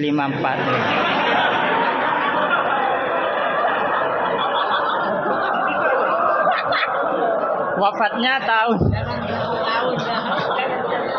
tahun 205. Akhirnya berapa? 154. 50. Mungkin kitab saya ditahrif itu Gus. Umurnya Imam Syafi'i berapa? Apa? Umurnya Imam Syafi'i berapa? 63. 54. Oh iya. Ya intinya umurnya pendek. Lahirnya Imam Syafi'i tahun berapa? 50, pokok 50 lah. 150 tambah 204. Iya, 204. Kalau Al-Ghazali wafat 505. Ya. Nah, iya. Iya, pertanyaannya gini, Gus. Pertanyaannya gini, bahwa sistem bermadhab NU itu yang pertama adalah Al-Quran, As-Sunnah, Ijma' dan Qiyas. Sementara dalam aspek lain, NU menganut mazhab Abu Hanifah, Malik bin Anas, yang mana salah satu masodirul ahkamnya adalah misalnya Abu Hanifah menggunakan istihsan, Imam Malik menggunakan amalu ahlil Madinah. Nah, ini seperti ada kontradiksi atau kontradiksi interminus istilahnya itu. Di satu sisi pakai kias, tapi di sisi yang lain kok menerima istihsan gitu, menerima amalu ahlul Madinah. Padahal dalam sistem beragama NU itu landasan keagamaannya adalah Al-Quran, As-Sunnah, Ijma' dan Qiyas. Tapi di dalam ruang lingkup yang lebih dalam bermazhab Abu Hanifah, itu Abu Hanifah menggunakan istihsan. Ini perlu ditambah rumusan Ahlus Sunnah wal Jamaah, atau saya yang salah memahami gitu. Jadi yang dimaksud Qiyas di situ apa Gus gitu? Kalau misalnya kias hamlu maklumin ala maklumin sebagaimana dalam Goya halaman berapa ini? Terima kasih. Jadi yang dimaksud kias dalam rumusan Ahlus Sunnah wal Jamaah itu gimana? Karena masih ada istihsan gitu kan, ada kontradiksi gitu. Kok kias diterima, istihsan juga diterima gitu. Terima kasih. Semoga Gus paham ya. Ini yang semoga yang nular itu bukan hanya GR-nya ya, tapi juga ilmunya beliau semoga nular. Amin. Saya persilahkan kepada Kiai. Enggak dijawab, gurunya aja cukup. Ini sama Abdul Wahid. yang ini. Husain. Tapi gak cucunya Nabi yang Husain.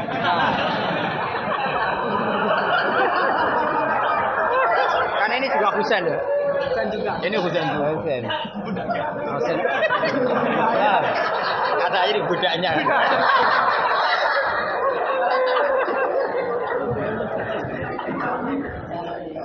Ini yang jelas ini hari ini benar-benar kacau.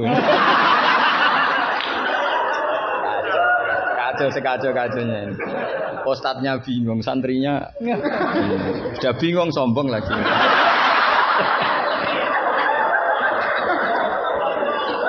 Yang boleh sombong tuh yang sudah ada bingung-bingung.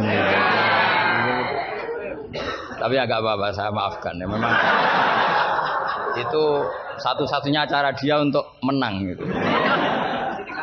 Ya. Saya jawab tadi yang dari Ustadz Asrar. Itu yang penuh misteri mana Asrar. Asrar itu maknanya kan banyak rahasia. Itu terjemahan bebasnya penuh misteri. Nggak tahu punya misteri apa tadi. Tadi tanya gimana yang tentang khilaf sama apa? Sama nanya ulang. Coba ulang. Apa? Begini ya, kitab Sajaratul Ma'arif. Tadi kutipan Anda tak luruskan. Itu tagnya di Sajaratul Ma'arif saya hafal. Judulnya itu La Yutrakul Haqqu li Ahdil Batil. Iya enggak? Itu mesti persis begitu. Yang kamu tadi pasti tidak persis itu. Saya ini hafal Quran, jadi ingatan saya normal.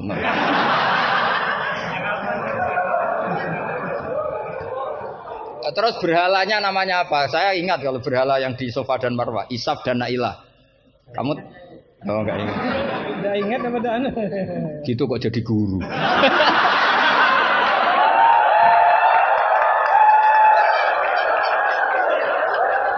Tapi salah. Jadi maksudnya itu mungkin jadi gurunya sah karena muridnya lebih bodoh. Tapi yang nggak sah itu gini loh. Wong kelas gitu kok melawan saya itu loh. Itu sangat nggak sah ya. Jadi ibaratkan saya ini sudah tisen dilawan Elias Pikal, bisa mati. Bisa mati. Begini ya, saya ini belajar itu banyak. Selain belajar banyak, saya itu punya hafalan banyak. Jadi penting ya, hafalan itu penting karena itu kias atau tadi misalnya cerita itu bahasa Arabnya kisah. Tapi asalik anil kisah ilal iktibar itu adalah maslaku ahlil akhyar. Itu masyhur itu dawuh ulama.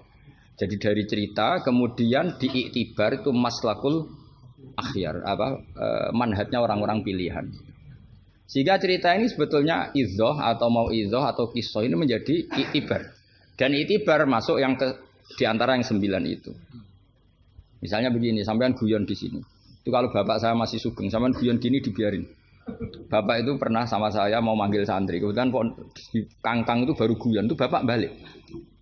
Kembali ke dalam nggak jadi manggil. Padahal mau manggil karena ada tamu disuruh melayani tamu. Kata bapak gini, Pak kenapa kembali? Santri itu fakir rada duit. Kok iso guyon itu barang mewah. Maka mengganggu itu haram katanya. Wong fakir ngono kok iso seneng itu luar ya. Mengganggu kesenangan orang fakir adalah Makanya kalau sampean GR mengalahkan saya monggo mawon. Karena itu satu-satunya cara sampean untuk merasa apa? Menang. Saya ndak usah merasa menang sudah pasti menang. Merasa tidak merasa sudah menang. Ya coba polling saja. Gus Bak sama Ustaz Asror alim mana? Saya tidak usah jawab.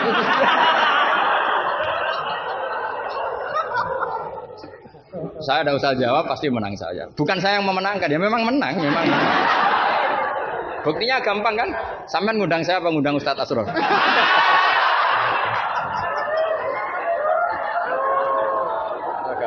Jadi yang angkuh itu sampean bukan saya kan, bukan saya. Jadi iktibar itu maslaku ahli akhyar. Termasuk yang saya kagum dari kitab Sajaratul Ma'arif adalah ketika malam itu ada rapat, dengerin ya, malam itu ada rapat bahwa besok Musa harus ditangkap.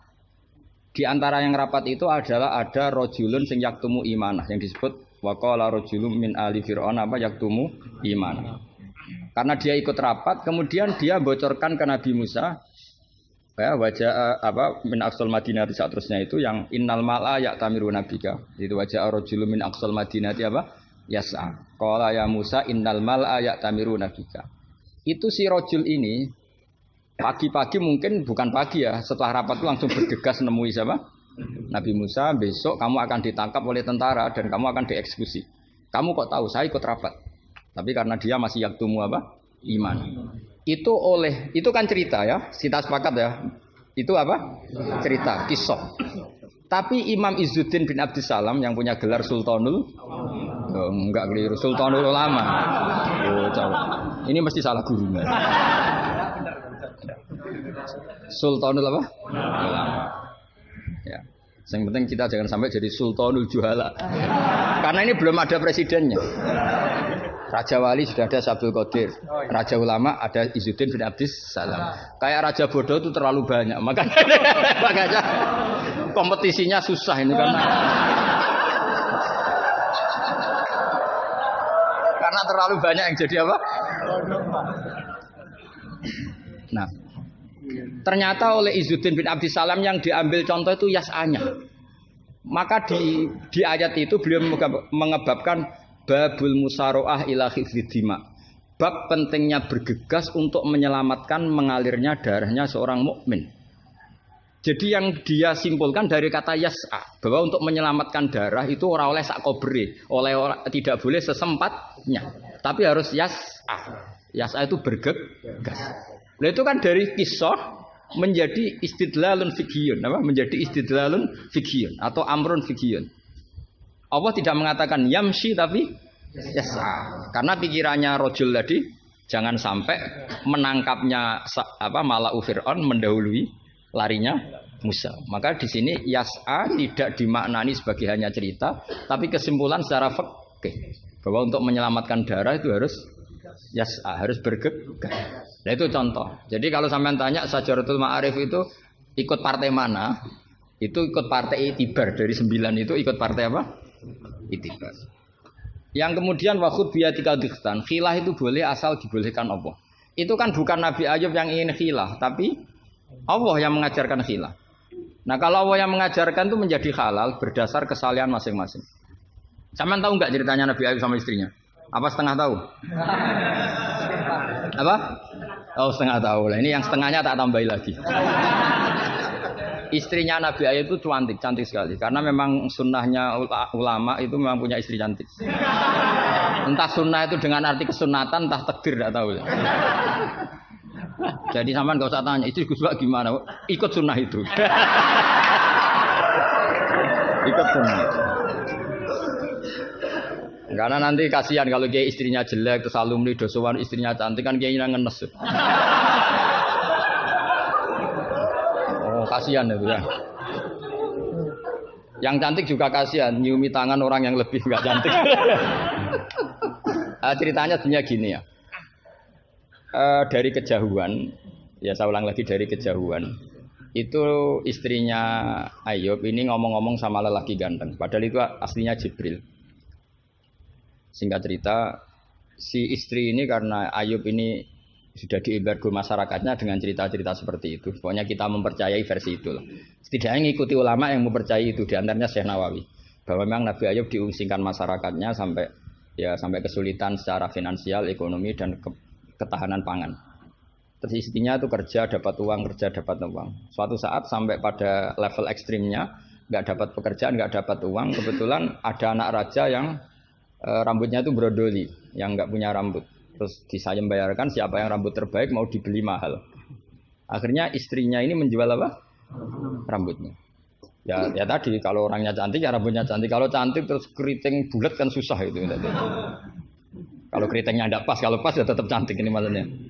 Nah, ketika dijual terus dapat uang dan itu di atas rata-rata.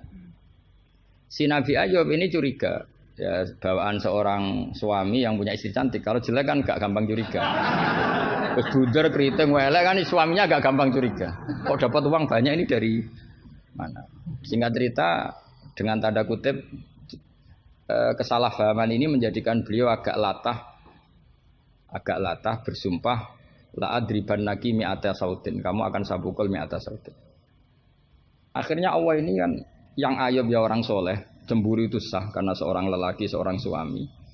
Pilihan-pilihan istrinya juga sah.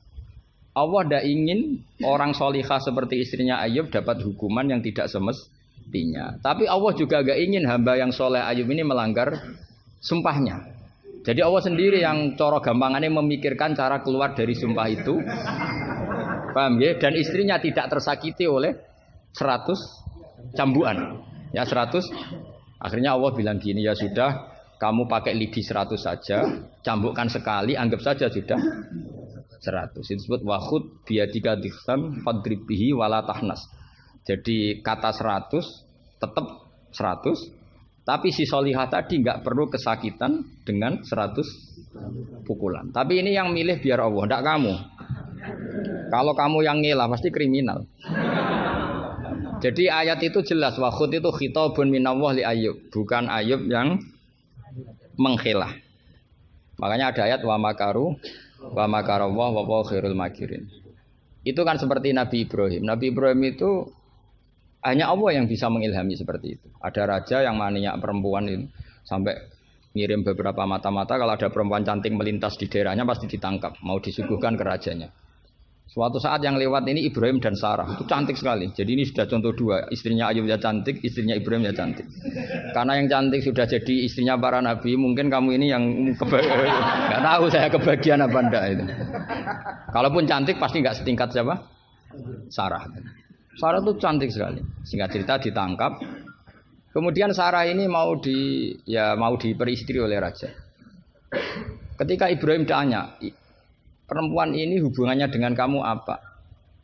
Nabi Ibrahim pinter karena raja ini maniak perempuan. Kalau dijawab suami pasti dibunuh karena suami itu problem. Ya bagi raja yang maniak perempuan ini kan suami itu. Tapi kalau saya jawab ukhti, ipar pasti dihormati. Karena kalau jawab ukhti kan, oh iparnya orang cantik. Kayak Kangkang yang punya adik cantik pasti dihormati ustadznya. Wah itu pasti. Sampean goblok lah punya adik cantik terus ustadz kamu tahu itu aman tak jamin. Karena ustadz potongan gini tuh pasti dah ikhlas tak jamin. Imannya pasti guncang itu, Pak. Kamu punya adik cantik terus tidak muhafadzah. Sudah ada dikasih ustadznya ya sudah Pak, enggak jadi ipar. Oh, udah lulus aja. Termasuk barokahnya lelaki itu memang punya adik cantik itu kalau tepat di garwo kiai, kamu kakaknya kiai. Banyak orang awam tahu-tahu mertuanya kiai. Barokahnya apa? Punya anak cantik. Itu memang berkah. Maka Ibrahim pinter. Beliau jawab ukhti, ini saudara saya. Sehingga dengan demikian beliau akan dihormati sebagai ipar. Tapi kalau bilang suami kan problem, pasti dibunuh. Sampai Sarah ini marah-marah. Ibrahim ditarik ke kamar, kamu itu nabi kok bohong. Jadi Sarah itu unik, kecewa dia. Kamu itu nabi kok punya, ya nabi suami kok. Kalau suami bohong biasa, ini suami ya nabi. Nah, ini kan potongan-potongan biasa bohong. Tapi ini kan ya suami ya nabi. Kamu itu suami nabi kok bohong. Ya kalau nabi kan nggak mungkin bohong. Tapi kalau suami tok kayak sampean ini kan, wah mesti bodoh. Bar ngopi di perempuan cantik kok di ngopi, nang di, ya ngopi wae. Karena kalau menyebut warung kopinya pasti apa? Masalah. Makanya kalau dijawab ngopi ning di, kalau istrinya apa yang jaga cantik di umatnya Rasulullah. Karena sekali disebut masalah. Itu akhirnya Nabi Ibrahim jawab, tidak ada di muka bumi ini orang muslim dan muslimah kecuali kamu dan saya. Maka fa'anti ukhti fil Islam. Kamu itu saudara saya dalam Islam. Terus oleh balaghah disebut itu tauriyah apa? Tauriyah itu kata yang tidak bohong tapi lafaz ini muhtamil. Lafaz ini mirip-mirip muhtamil. Jadi sebenarnya saya mengatakan sampean goblok itu goblok dalam hal maksiat. Itu kan keren. Sampean saja yang sudah tersinggung, wong darani goblok itu salah sampean. Padahal saya punya siapkan kalau ditanya Allah, hak mosok santri batal darani goblok. Goblok enggak tahu caranya korupsi, Gusti. Jadi itu sebetulnya kalimat madkhin. Tapi kamu yang keburu suudzon sama saya, kamu anggap itu kalimat apa? Gamil. Itu resiko ilmu cekak itu. Sebetulnya di balaghah itu ada tauriyah apa? Ya Mas pernah belajar tuh itu. Jadi tetap saja kisah-kisah ini melahirkan satu pelajaran. Karena kita tetap bisa menyimpulkan tadi. Zaman berhala itu ada di Safa dan Marwah, berarti ada batil. Orang Islam tetap disuruh sa'i. Berarti la yutrakul haqqu li ajlil batil. Kemudian yang jenengan tadi tanya apa? Sampean pernah baca kitab itu? Khatam? Oleh menindak mau fasih. Benar-benar jujur. Benar-benar jujur. Yang tentang itu saja. Ya, enggak yang tentang qadhiyah itu paham. Redaksinya apa bahasa Arabnya? Wa yalzamu alal ami at-tamadzub. Terus bimadzhabin. Kitab itu yang termasuk mengkaji detail itu saya. Saya termasuk saking seringnya mengkaji itu pernah diberi hak keluarganya Basim di kamar Basim yang dipakai ngarang kitab itu dan di kursi yang dipakai Basim ngarang kitab itu. Jadi sudah jauh sekali ini kelasnya. Jadi saya gara-gara neliti kitab itu pernah diberi hak di kamar Basim di kursi yang pernah dipakai Basim. Pas itu yang memberi hak saya masuk itu Gus Fahmi sama Gus Hakim. Gus Hakim itu cucu Basim dari Mbah Mak Somali yang ngarang apa? Jadi Basim punya putri namanya Khairiyah. Khairiyah ini suaminya siapa? Yang di istri siapa? Mbah Mak Somali yang ngarang Sorof. Khairiyah punya putri namanya Abidah.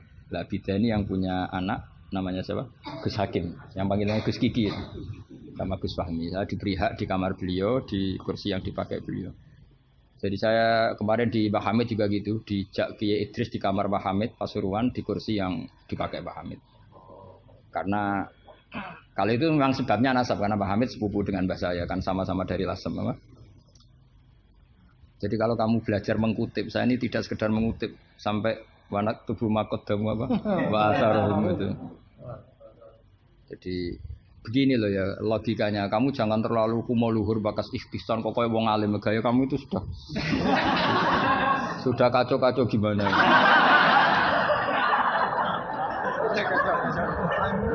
Kayak parah ya. Cerminan ajaran gurunya ini jadi kacau. Iya, jadi ini kamu itu korban pengajaran yang salah. Dan kamu bahasanya juga salah. Menurut NU, pegangan itu 4 itu tidak menurut NU, menurut ahli sunnah wal jamaah. Jadi begini ya, kias itu kan sebetulnya hanya bahasa saja. Sebetulnya ya istihsan juga kias. Sebenarnya kalau kita, karena ketika seseorang itu menomorsatukan Quran dan hadis, pasti istihsan ini juga tidak keluar dari Quran hadis. Ketika kamu katakan kias, itu juga tidak keluar dari Quran hadis. Maka pertanyaannya, menurut Dawud Al-Zahiri, sebetulnya kias itu ada apa enggak? Ya bisa saja enggak ada. Misalnya begini, sama tak beda aja ilmu yang paling gampang. Yang kamu pahami kias itu ada berapa? Aulawi, terus Musawi sama Adna. Yang gampang-gampang saja, yang masih amatiran saja. Kalau di usul fikih istilahnya apa? Lahnal khitab, fakwal khitab. Ngono kok lali yo ya. Aku sing wis tokoh nasional ilingan. Harusnya lupa itu saya pantasnya karena sibuk. Harusnya yang pantas lupa itu saya karena sibuk. Kalau soal Al-Surya memang saya tidak minta. Jadi itu anugerah sudah, anugerah khidmah.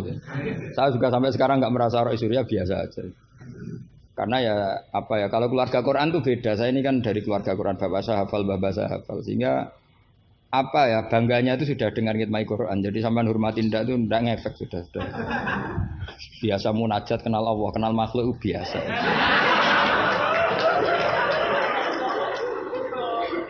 Biasa ma'rifatullah dijak ma'rifatul khalqi.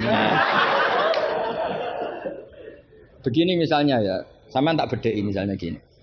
Fala taqul lahuma uffin atau innal ladzina yaquluna amwalal yatama zulman. Kita paling gampang kalau kita ngajari Mahat Ali seperti ini, yang gurunya saja meragukan ini, yang guru kepala. Itu kias paling gampang tentu kita katakan gini. Allah mengharamkan memakan harta anak yatim. Ilatul hukumnya apa coba? Ifsad kan? Nah, kalau aklu itu haram karena ifsad, maka ikhraq lebih haram. Kalau ufin yang adnal idza, ya ufin muni janjuk pada orang tua atau hus. Ya. Kalau adnal idza paling ringan saja haram, apalagi nabok, apalagi menterlantarkan orang tua agak dikasih uang sampai utang-utang tonggo itu ya idza itu. Nah, itu terus kita lebih gampang kita katakan tuh kias apa? Aulawi. Tapi itu gampangnya saja. Tapi butuh ulama itu hanya satu. Orang nggak boleh terjebak oleh teks. Kalau terjebak oleh teks seperti saya cerita setiap ngaji itu, di mana-mana saya cerita itu naifnya orang terjebak teks. Yaitu tadi misalnya ada santri yang dilaporkan oleh istrinya ke kiainya, Pak Yai alumni Anda ini sering naboi saya. Nabok itu kan pakai tangan. Karena terus kiainya bilang gini, Cong jogeman naboi istrimu. Suatu saat kalau mau idak pakai kaki, jadi nyadui. Akhirnya istrinya lapor lagi, Pak Yai sekarang ganti model, tidak naboi tapi nyadui. Santrinya dipanggil lagi, lo kenapa kamu masih nyadui? Kan yang haram naboi Pak Yai. Kemarin yang Anda larang kan naboi, kalau nyadui kan belum dilarang, belum ada undang-undangnya kan kira-kira. Nanti yo nendang yo haram pisan, hari berikutnya ngidoni, ngeludahi. Itu kan korban tekstualistik. Kalau dia cerdas, hurmatul idza itu yang haram tuh idzanya. Naboi ya idza, nyadui ya idza, meludahi juga idza, membiarkan miskin juga idza. Nah, seperti itu sebetulnya andaikan kita dzauqus salim, sebetulnya enggak perlu itu kita katakan kias apa enggak. Zaman sahabat juga enggak kenal kias, tapi tahu kalau maknanya pasti seperti itu. Pasti maknanya seperti itu. Misalnya kamu ada tamu, jangan suguhi air panas, kasihan. Terus kamu suguhi adem tapi peceren. Sementing enggak air panas. Itu kan santri gila. Jadi sebetulnya dengan atau tanpa istilah kias maupun istihsan, itu adzauqus salim itu pasti tahu.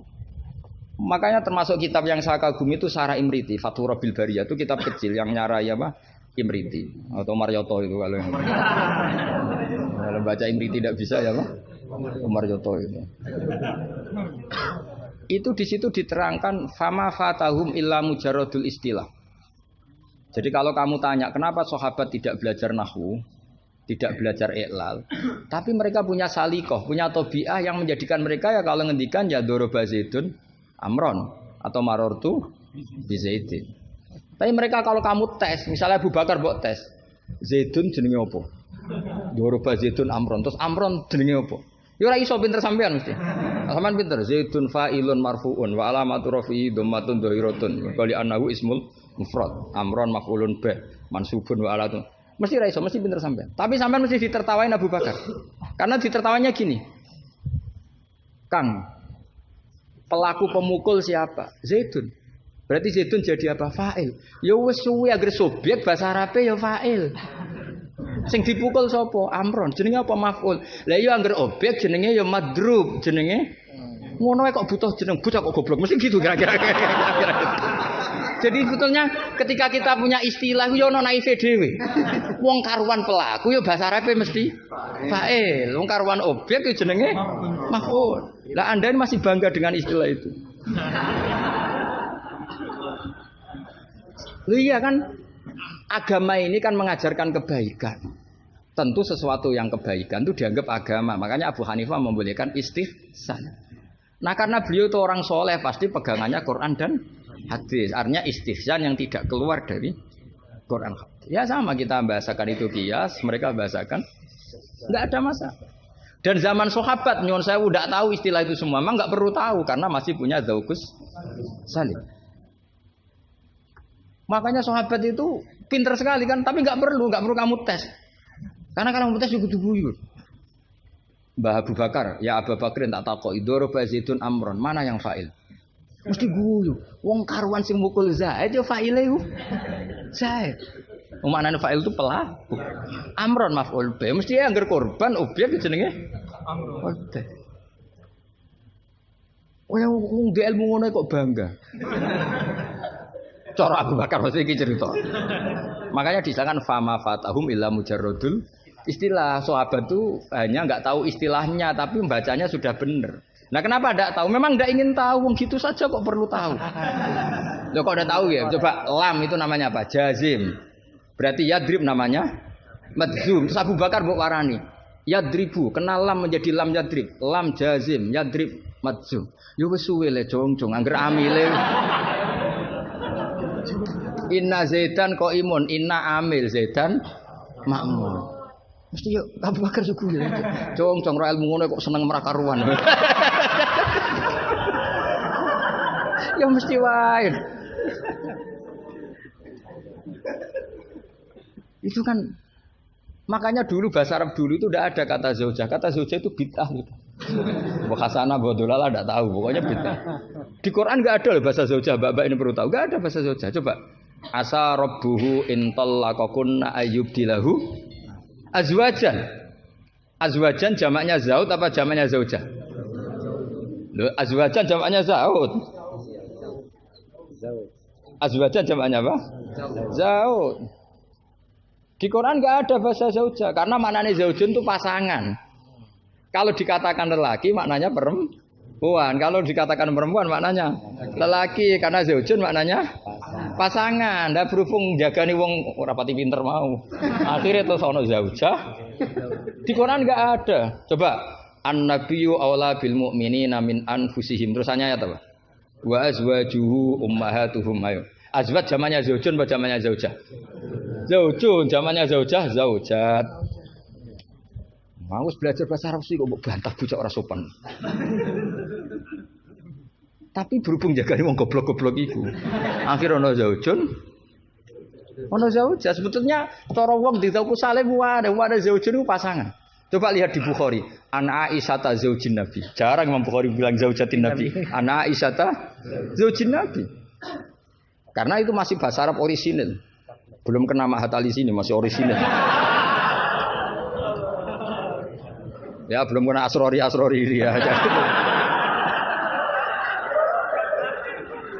Karena maknanya zaujun itu apa? Pasangan. Jadi kalau dikatakan zauju Zaidin berarti imro'atu Zaidin. Kalau yang ngomong itu misalnya zauju Aisyata ya siapa? Pokoknya mesti seperti itu. Tapi gue beda ben wong gue gampang ngono zaujun. Tapi Quran nggak pakai bahasa itu, masih pakai bahasa orisinal. Makanya disebut an-nabiyyu aula bil mu'minina min anfusihim wa azwajuhu ummahatuhum. Azwaj huna jam'u zaujin. Zaujin maknanya pasangan. Dong ya. Jadi bahasa ngalamilah. Sahabat tuh nggak perlu tahu bahasanya sampean nggak perlu. Coba kalau sampean ketemu orang Arab, ditakoki ya diguyu orang Arab. Sekolah ning di anakmu, sekolah ning madrasah. Kalau ditanya madrasah terjemahnya apa? Sekolah. Berarti sekolah-sekolah kan. Jadi lucu kita. Sampun itu sudah bakdo ya. Sudah. Orang Jawa jadi satu sampun bakdo. Bakdo itu bahasa Arab. Maknanya ya sudah. Nah, sahabat tuh tahu betul apa karena punya zaukus salam. Sehingga pernah juga ini cerita kedua dan ini terakhir, nggak boleh tanya lagi. Ketika ada seorang khotib menceritakan Allah ngendikan, "Fa rabbis samai wal ardi innahu lahaqqum misama annakum tantikun." Itu ada orang Arabi ngaco. "Man dzalladzi akhdabal jalil hatta alja'u ilal yamin." Ayo hafalkan Pak Asrori ben latihan hafalan apa?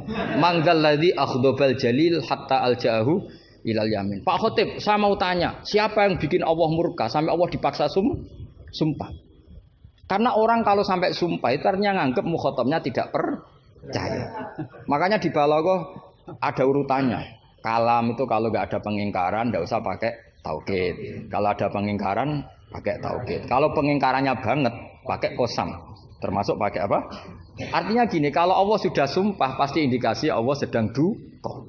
Karena qasam hanya untuk mukhatab yang tidak percaya. Makanya ketika ada khotib baca fawarabbis sama iwal ardi innahu lahaqqum misama annakum tantikun. Langsung Arabi tadi tanya man dalladzi akhdubal jalil. Itu siapa Pak khotib yang bikin Allah marah sampai Allah harus sumpah. Ini namanya adzaukus.